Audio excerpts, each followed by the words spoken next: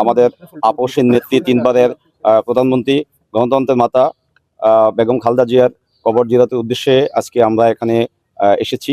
আমরা জানি স্বাধীনতা ঘোষক শহীদ প্রেসিডেন্ট জিয়াউর রহমান তিনি এই বাংলাদেশে বহুদলীয় গণতন্ত্র চর্চার মাধ্যমে সবার জন্য গণতন্ত্রের যে ধার সেটি কিন্তু উন্মোচন করেছেন।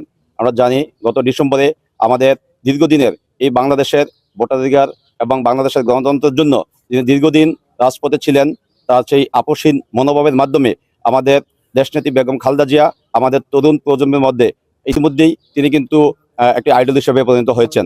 আমরা এই শহীদ প্রেসিডেন্ট জিয়াউর রহমান এবং আপসীন নেত্রী বেগম খালেদা জিয়া তারা শুধু দেশের একটি নির্দিষ্ট দলের মধ্যে সীমাবদ্ধ নয়, বাংলাদেশের গণতন্ত্র, বাংলাদেশের স্বাধীনতা এবং জাতীয়তাবাদের ধারক ও বাহক এই দুই মহান নেতা। আমরা আজকের এই দিনে তাদের এই দুই মহান নেতাকে স্মরণ করে আমরা আজকে এখানে তাদের কবর জিয়ারত করছি এবং শ্রদ্ধা নিবেদন করেছি।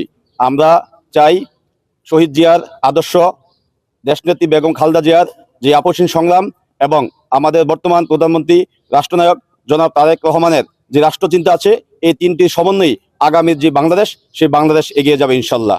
আমরা আমাদের প্রধানমন্ত্রী জনাব তারেক রহমান বর্তমানে যেই আধুনিক, মানবিক এবং একটি গণতান্ত্রিক রাষ্ট্ররেখা যে রূপরেখা দিয়েছেন, সেখানে সকলের অংশগ্রহণ নিশ্চিত থাকবে এবং একই সাথে সবাই যাতে রাষ্ট্র গড়ার কাজে তাদের অংশগ্রহণ নিশ্চিত হয়, তার জন্য কিন্তু আমাদের প্রধানমন্ত্রী ইতিমধ্যেই নির্দেশনা দিয়েছেন এবং তিনি সেভাবে কাজ করে যাচ্ছেন।